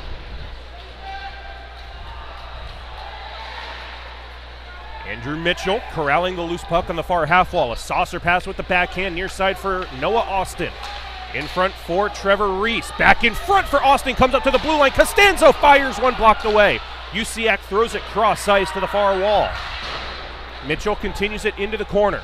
Reese holds on to it up to the near half wall. Walks off the boards. Goes down low. Back to 5-on-5. Full and even strength. USF kills it off. Reese. Centering pass for Costanzo. Near corner, Austin. Diving block on the pass. And USF takes over possession. That was Logan Breen selling out. Glove down by Reese. He'll send it deflected by Usiak just wide. UCF throws it off the glass and out. Glove down by Derek Costanzo. The drop pass for Mitchell. The left-handed shot comes down the near side wall. He'll send one deflected over the glass and out of play. 5 minutes and 45 seconds left in the third period. 3-2 lead for USF. Shots 31-26 in favor of the Bulls as well. Crunch time here. It is. Down the stretch we go, as they say, and it's going to be it was a huge kill by USF with that 5-on-3, but Embry-Riddle's kept the pressure up. Talagani stripped of possession. USF comes out of the zone with it.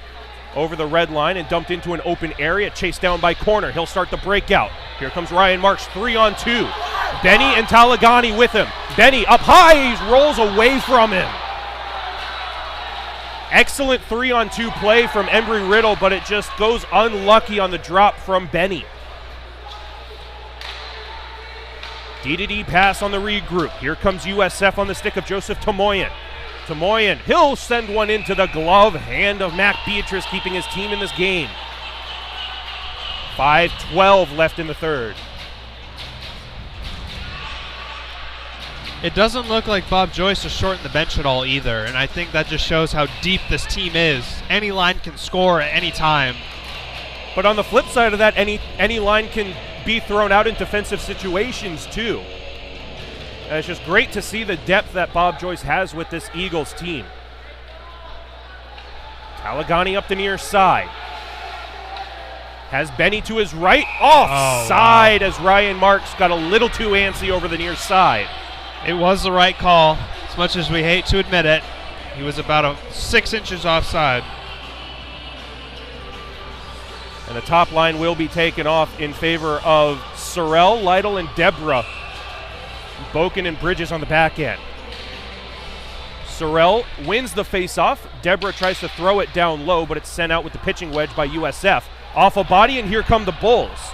Trevor Woodall off the blocker hand of Beatrice. USF behind the goal line. Thrown into the boards by Sorrell. He'll send it up the wall for Deborah. He'll skate down the rolling puck, but it rolls away from him.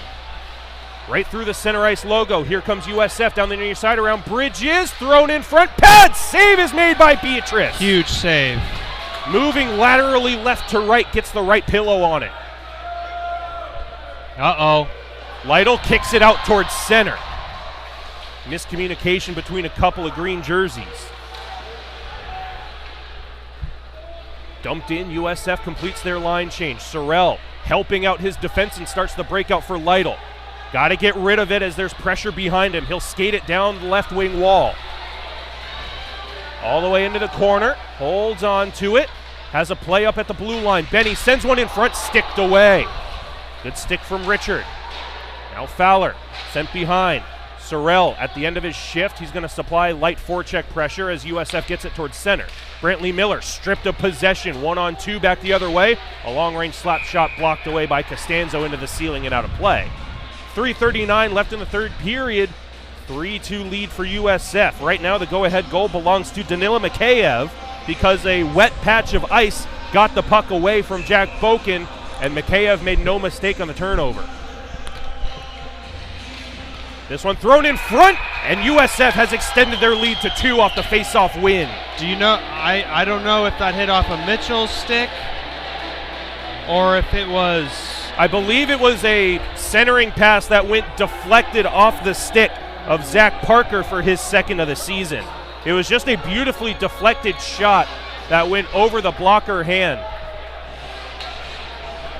So just as we were mentioning, we're getting down to crunch time, down by 1.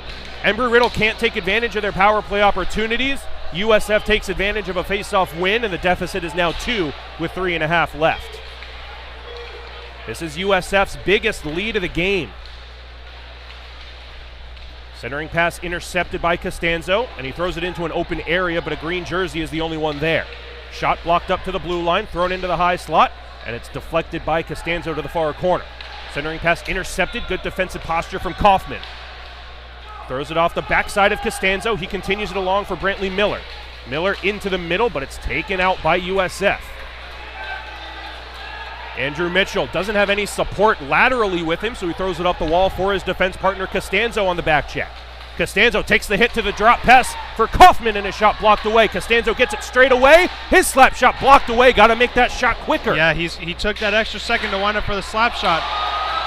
Big hit in the corner allows Embry-Riddle possession. And a hit up high goes uncalled against Alex Fowler, and a shot blocked away. Back towards center. Rice corner, D2D for Mitchell. Throws it off the far side wall. Fowler poking at it. Throws it all the way down. This will be an icing call against Embry-Riddle. And they're trying to get Mac Beatrice to the bench, but icing call is going to stop that. Keep an eye on him. 2:22 left in the third period. Embry-Riddle not allowed to make a line change. There's a couple of tired Eagles out there. 4-2 lead for USF. Zach Parker, the junior, getting his second goal of the season off a face-off win. Bulls get it down low, sticked away by Beatrice. Good rebound control to the near side. Bulls hold it at the blue line. A long-range shot goes blocked away, and I believe both players are going to go as the slash came from Owen Welch of USF, but Alex Fowler with the late shove after the whistle, and that's exactly what's going to happen. 4-on-4 play will commence with 2:08 left in the third. Eagles down by 2 now. Yeah, it's 4-on-4. A little more open ice. If Beatrice goes, it's like a 5-on-4. Kyle Usiak, no Austin out there. Ryan Marks is going to come off for Sean Cardello. 3 forwards and a D.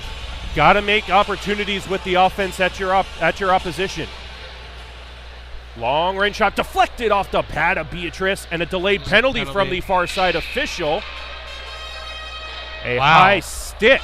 Not sure who it's on because it was a 50-50 battle for that loose puck that both players got to on the near corner.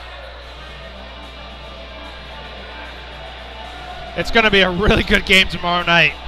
And they're taking Embry-Riddle's best player, Ryan Marks, off the ice.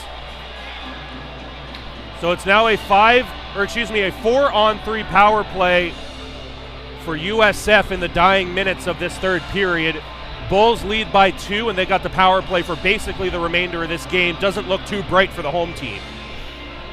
Embry-Riddle coming into this game with a 4-game win streak, a sweep against UCF, and a sweep at Middle Tennessee State University.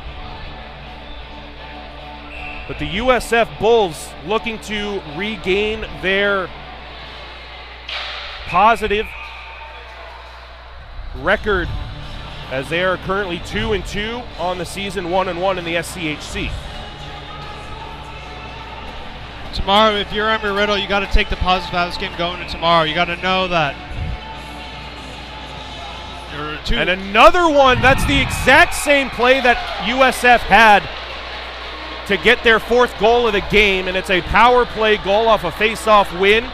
It's a set play from USF that Embry-Riddle needs to figure out going into tomorrow. The face-off win from the center, who just pushes it around his opposing center, sends it out in front as the Embry-Riddle defenseman did not catch the USF winger, and it's now 5-2. It's the same play. Ryan Marks and I did it a couple years ago. We've been doing it ever since I started here. If the D's not paying attention, it is really easy to sneak one on the back door, and that's what they've done. Now not sure what the discussion between the officials is about.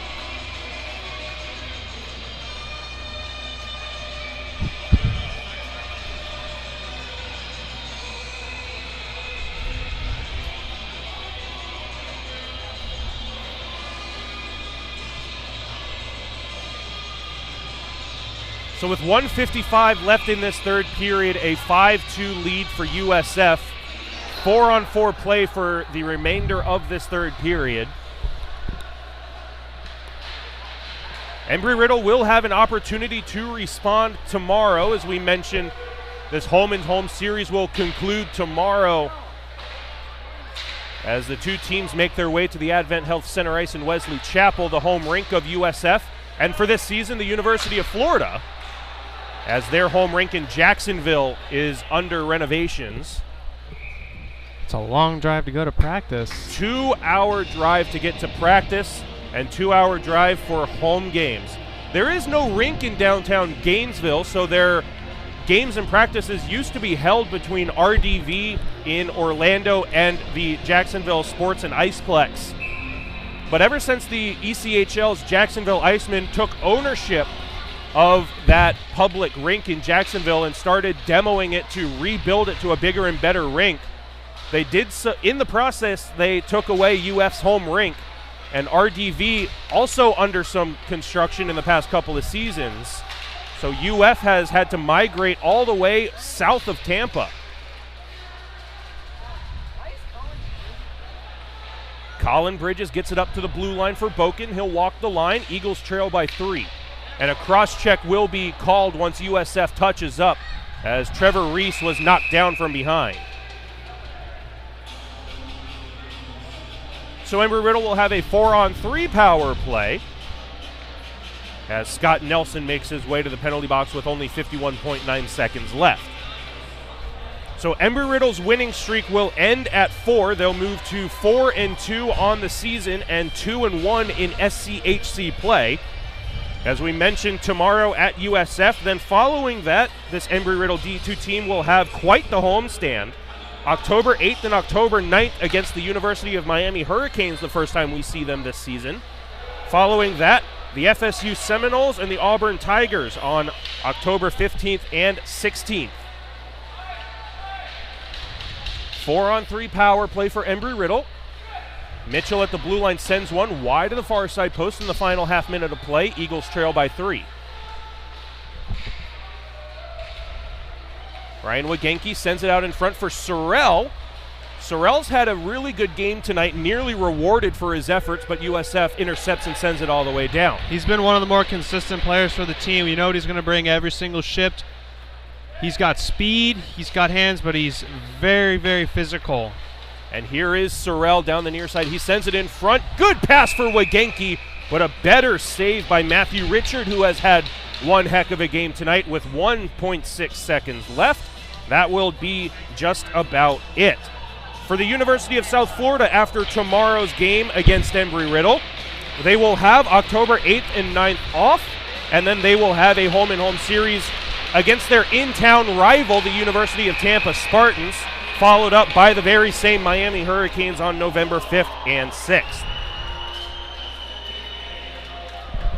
Danila Mikheyev gets the game-winning goal very early in the third period, taking advantage off of a turnover from Jack Boken off a wet patch of ice.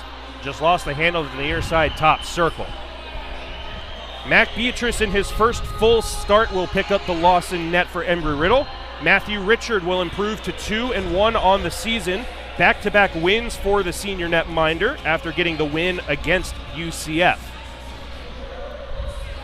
And Jordan, we talked about it at the top of the broadcast. Special teams we knew was going to play an effect in this game, but not only special teams, but just taking advantage of the bounces that's given to you. And that's really the difference. USF capitalized on their opportunities tonight. Embry-Riddle didn't. Sometimes you just have a night where the bounces don't go your way, but tomorrow's a whole new game. They've seen each other. I think tomorrow night's going to be an even tighter game than tonight. And we will have a broadcast on Sunday morning. The D3 Embry-Riddle team will not be in action tonight, as the University of Florida will make their way into town for an 11 o'clock puck drop on Sunday morning. So this will be the end of our broadcast tonight. We thank you for joining us. We do plan on live streaming Sunday morning's game, barring any other technical difficulties that may occur. Biggest note of the night for me, pane of glass number 4 of the season popped out during our noteworthy stoppage of connectivity. So that will be the end of our live stream tonight. Once again, no D3 game following this one. Catch us on this very same YouTube live stream Sunday morning as the Embry-Riddle D3 team, with potentially quite a different makeup that we've seen to this point, because you can't play in 2 different games. You can't drop a D2 player down to the D3 level on the same day, but we may see some of these D2 players on the D3 team for some revenge against the Florida Gators, who beat Embry-Riddle on opening night. And there's 26 guys rostered, so you're going to have some guys that aren't playing. So depending on who plays tomorrow, who played tonight, might see a couple guys in the D3 lineup on Sunday morning. So for Jordan Shepard, I'm Nick Gimbel. We want to thank you for joining our live stream. Once again, the final score tonight, University of South Florida victorious, snapping Embry-Riddle's 4-game winning streak by a score of 5-2.